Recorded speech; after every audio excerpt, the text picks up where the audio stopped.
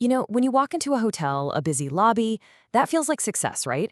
But the real story, the real measure of success, that's hidden in the numbers. In the next few minutes, we're going to unpack the exact metrics that separate a good hotel from a truly great one. Hello, and a warm welcome to all students of the Europe Hotel School. As your guide on this learning journey, my goal is simple: to help you see how these numbers tell a story, a powerful story about a hotel's performance. So, let's get right to it.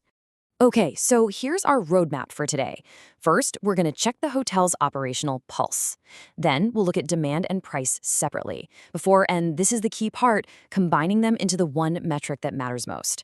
And finally, we'll see how all of this data helps us predict the future. All right, first up, the hotel's operational pulse. You see, it's really not enough to just look at the total revenue and say, hey, we had a good month. True insight, the kind that lets you make smart decisions, comes from understanding how that revenue was earned. We're going to look beyond that top-line number to see what's really going on under the hood. And this quote really says it all. I want you to think about it like this. A daily revenue report, that's just a snapshot, a single photo. But these statistics, they're like an EKG, showing you the real-time health and rhythm of your entire operation. They reveal exactly how effectively you're using your main asset, your rooms, to generate income. Okay, so with that pulse in mind, let's dive into our first foundational metric. This one is all about measuring demand, and it's called occupancy. Now, it might seem super simple on the surface, but the story it tells is absolutely crucial. So what is occupancy percentage, or OCC? Well, it's pretty straightforward. It just answers a basic question. How full were we? It's the cleanest, most direct measure of customer demand you have. You're simply comparing the number of rooms you sold to the total number you had available to sell. But what does that percentage actually tell you? Well, high occupancy, that feels like a win, right? But did you leave money on the table? Could you have charged more?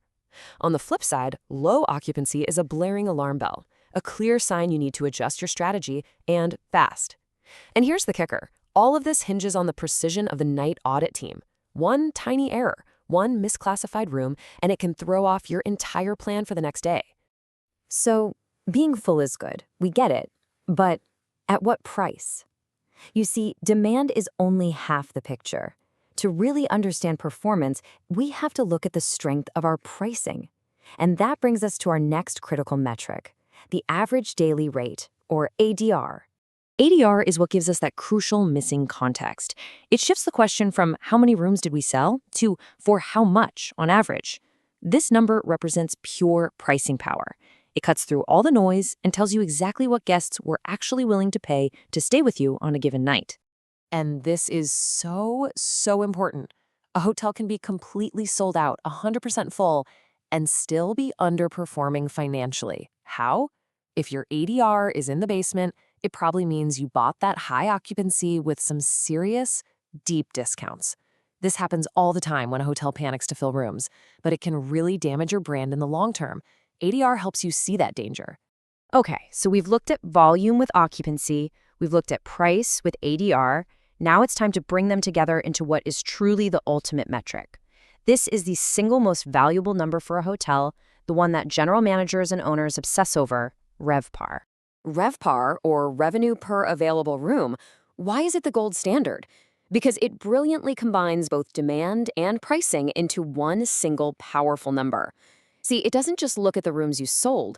It measures your performance against your entire inventory, including the empty rooms. It's the ultimate report card on your hotel's efficiency.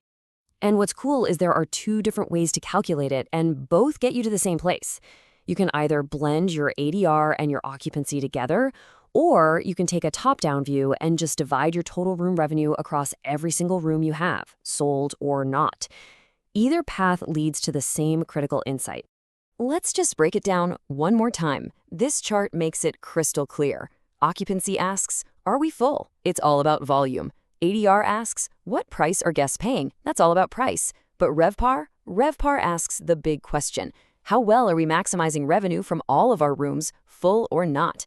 It is the true measure of your hotel's overall financial health. All right, so everything we've talked about so far has been about looking at the past, what happened yesterday. Now let's pivot and connect these metrics to the future. This is where the data becomes action, where we move into the world of strategic forecasting. I love this timeline because it shows the whole journey of the data. It starts in the quiet hours of the night with the audit team calculating yesterday's performance. Then, today, management analyzes those numbers and spots trends. And from there, the revenue manager takes all that rich historical data and uses it to build forecasts for the weeks and months ahead. It's a continuous, powerful cycle. And that forecast, that's where the magic happens. An accurate forecast gives you incredible power. You see a slow week coming up? Boom, you launch a targeted promotion.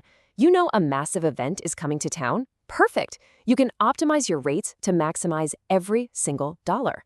This is the difference between reacting to the market and leading it. So I want you to think of these metrics as your professional toolkit. As you move forward in your careers, remember this. Mastering these numbers isn't just about being good with a spreadsheet. It's about strategic leadership. It's the language of performance in our industry, and if you want to be a leader, you have to be fluent. So I'll leave you with a final thought, a question to carry with you. When you're looking at the data, you see low occupancy or a weak ADR or struggling RevPAR, what's the very first strategic move you would make? How you answer that? Well, that's where true leadership begins. Thanks for joining me.